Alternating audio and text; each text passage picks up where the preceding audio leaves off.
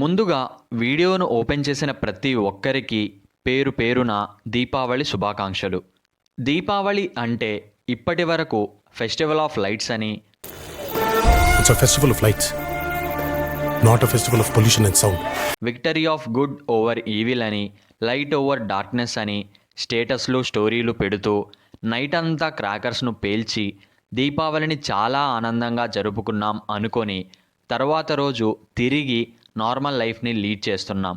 But అసలు దీపావళి చరిత్ర ఏంటి, దాని వెనుక ఉన్న సైన్స్ ఏంటి, అది ఒక పండుగగా జరుపుకోవడానికి కారణాలు ఏంటి, ఇంత పవిత్రంగా జరుపుకునే పండుగ రోజు ప్రకృతికి హాని చేసే క్రాకర్స్ని మనం ఎందుకు పేల్చుతున్నాం, అసలు అది ఎవరు స్టార్ట్ చేశారు అని ఎవరూ తెలుసుకోవాలి అని కూడా అనుకోరు.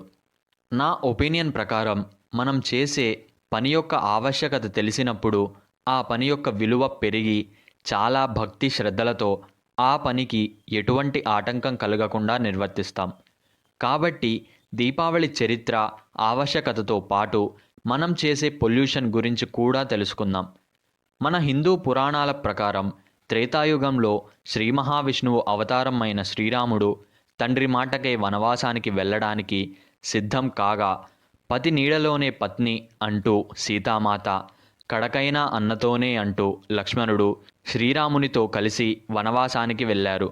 14 ఏళ్ల వనవాసంలో 13 ఏళ్లు గడిచిపోగా ఆఖరి సంవత్సరంలో దశకంఠుడైన రావణాసురుడు సీతాదేవిని అపహరించి లంకకు తీసుకుపోయాడు. శ్రీరాముడి క్రోధాగ్నికి రావణుడు మరణదేవతను ఆహ్వానించాడు. ఇలా అధర్మంపై విజయాన్ని సాధించిన ధర్మస్వరూపుడైన శ్రీరాముడు తన రాజ్యానికి తిరిగి వచ్చిన రోజున అమావాస్య కావడంతో అయోధ్యలోని ప్రజలందరూ దారి పొడవునా దీపాలు వెలిగించి ఆనందంతో శ్రీరామ ప్రభువుల వారిని ఆహ్వానించినందుకు గాను ఆనాటి నుండి ఆచారంగా అలాగే దీపాలను వరుస క్రమంలో పెట్టడాన్ని దీపావళి అని అంటారు. కాబట్టి దీపావళి అనే పేరుతో ఆ రోజును పండుగగా జరుపుకుంటున్నారు. మరో కథ, భూదేవి పుత్రుడైన నరకాసురుడిని శ్రీకృష్ణుని భార్య అయిన సత్యభామ చంపడం వలన చెడుపై మంచి గెలవడంతో చీకటిని జయించాలంటే వెలుగు కావాలి అనే ఉద్దేశంతో రాజ్యంలోని ప్రజలు దీపాలు వెలిగించే ఆచారాన్ని మొదలుపెట్టారు. మొదట చెప్పిన కథ నార్త్ ఇండియా వాళ్ళు ఆచారంగా జరుపుకునే దీపావళికి కారణం అయితే, సౌత్ ఇండియా వాళ్ళు ఎక్కువగా నమ్మేది రెండవ కథ. ఇక ఈస్ట్ ఇండియాలోని వారు నమ్మేది పార్వతీదేవి అవతారం అయిన కాళీమాత రక్తబీజ అనే రాక్షసుడిని చంపిన రోజుగా భావించి అర్ధరాత్రి కాళీమాతకు పూజ చేసి పండుగ జరుపుకుంటారు. మరికొందరు కార్తీక మాసం అంతటిని దీపావళిగా జరుపుకుంటారు. ఇలా ఒక్కో ప్రాంతంలోని వారు వారి వారి నమ్మకాలు, అక్కడ ఎక్కువగా విశ్వసించే కథలను బట్టి దీపావళిని జరుపుకుంటారు.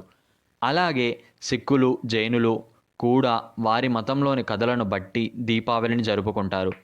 ఇక్కడ ప్రతి ఒక్కరూ నమ్మే ప్రతి కథ కూడా వాస్తవమే, ఏది లేనిది కాదు, జరగనిది కాదు.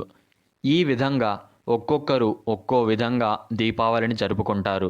కానీ మన సంప్రదాయం ప్రకారం దీపావళిని 5 రోజులు జరుపుకోవాలి. మొదటి రోజు త్రయోదశితో మొదలవుతుంది, అది కూడా మన లూనార్ క్యాలెండర్ ప్రకారంగా.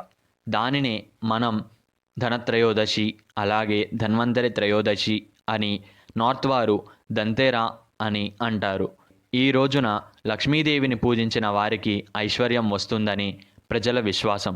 అలాగే ధన్వంతరిని కూడా పూజిస్తే ఆరోగ్యంగా ఉంటాం అని నమ్మకం. ధన్వంతరి అంటే ఆయుర్వేదానికి మూలం. ప్రకృతి నుండి సంక్రమించే ఎటువంటి రోగానికైనా దానిలో నివారించే ప్రక్రియ, ఔషధం ఉంటాయి. రెండవ రోజు నరక చతుర్థి, అంటే నరకాసురుడిని సత్యభామ సంహరించిన రోజు. ఆనాడు చెడుపై మంచి గెలిచిన కారణంగా చీకటి లాంటి చెడుని తరిమేయటానికి, వెలుగు లాంటి మంచిని పెంచడానికి ప్రతీకగా దీపాలను వెలిగించి నరకాసురుడి బొమ్మలను కాల్చడం, టపాసులు పేల్చడం వంటివి చేస్తారు. మూడవ రోజు అసలైన రోజు దీపావళి, అది కూడా అమావాస్య నాడు. ఈ రోజు శ్రీరామచంద్రుడు అయోధ్యకు తిరిగి వచ్చిన రోజు. ఈ రోజు ప్రతి ఇంట్లో మట్టితో చేసిన ప్రమిదలలో నువ్వుల నూనెను, వీలైతే కొబ్బరి నూనె, ఆవు నెయ్యి, ఆముదం, ఆవ నూనె, నువ్వుల నూనెలను ప్రమిదల్లో పోసి పత్తితో చేసిన వత్తులను ప్రమిదల్లో పెట్టి దీపాలను వెలిగించి ఇంటినంతటిని వెలుగులతో నింపుతారు. 4వ రోజు గోవర్ధన పూజ. ద్వాపర యుగంలో శ్రీకృష్ణుడు తన గ్రామానికి వచ్చిన వరదల నుండి గ్రామ ప్రజలను సంరక్షించడానికి గోవర్ధన గిరిని తన చిటికెన వేలితో ఎత్తినప్పుడు ఆ పర్వతం క్రింద ఆశ్రయం తీసుకొని అందరూ సంరక్షించబడ్డారు. అందుకు కారణంగా ప్రకృతిలోని పర్వతాలకి, చెట్లకి, గాలికి, నీరుకి, అలాగే అగ్నికి విధేయులుగా ఉంటూ ప్రకృతికి ఎటువంటి హాని చేయము అని మాట ఇస్తూ ప్రకృతి విపత్తుల నుండి మమ్ము రక్షించమని వేడుకుంటూ శ్రీకృష్ణునికి పూజ చేసి నైవేద్యాన్ని సమర్పిస్తారు. ఇక ఆఖరి రోజు 5వ రోజు శుద్ధ పాడ్యమి.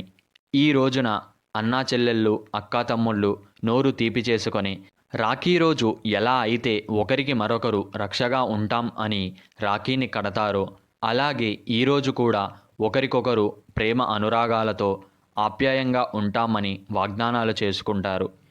ఇది దీపావళిని జరుపుకునే అసలైన పద్ధతి, ప్రక్రియ, మన సాంప్రదాయం, ఆచారం. ఏంటి బ్రో నువ్వు కూడా ముసలి వాళ్ళలా సాంప్రదాయం, పద్ధతి అంటూ సోది చెప్తున్నావు అని అనుకుంటే అది తప్పు. మన పూర్వీకులు పెట్టే ప్రతి ఆచారం, సాంప్రదాయం వెనుక చాలా గొప్ప గొప్ప కారణాలు ఉన్నాయి. కానీ మనకి అవి తెలియకపోయేసరికి అది వారి చాదస్తం అని కొట్టిపడేస్తాం. కాబట్టి ఇప్పుడు ఆ కారణాలు, సైన్స్ ఏంటో తెలుసుకుందాం.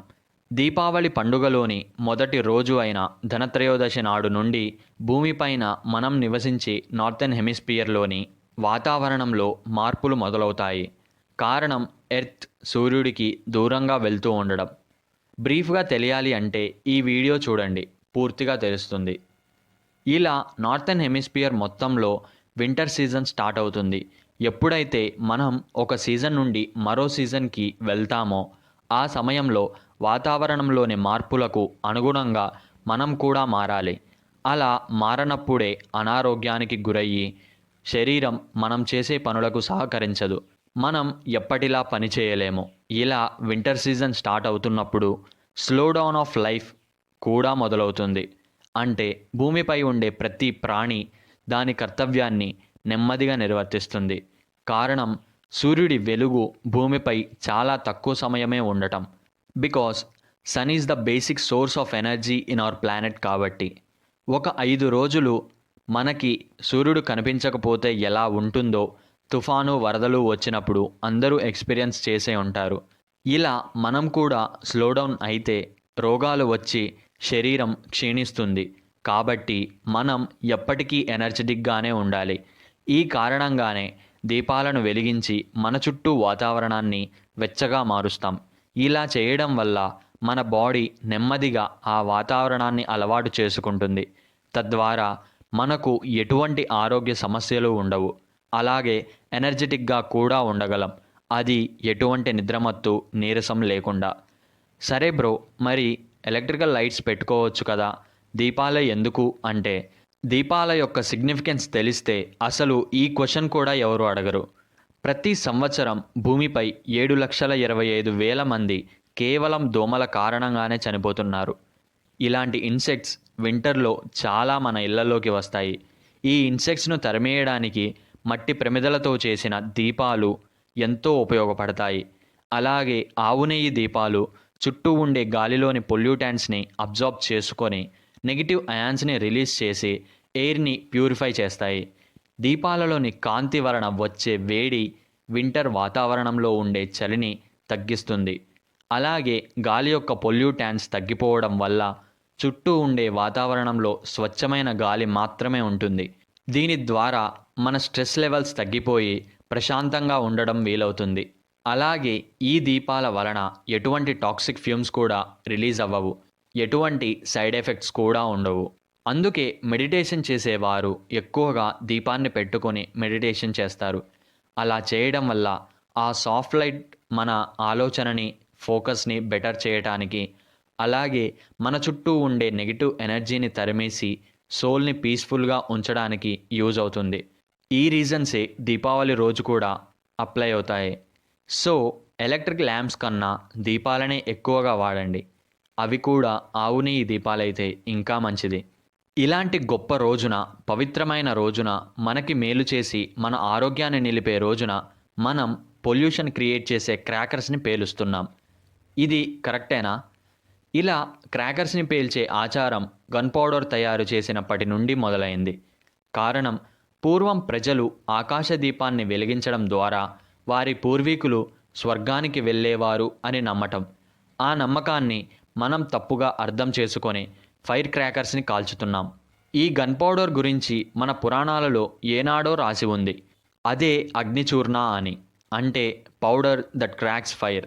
కానీ వారు ఇలా పొల్యూషన్ కోసం యూజ్ చేయకపోవడంతో రీసెంట్గా 8th సెంచరీలో 15th సెంచరీలో కనుక్కున్నారు అని చెప్తున్నారు.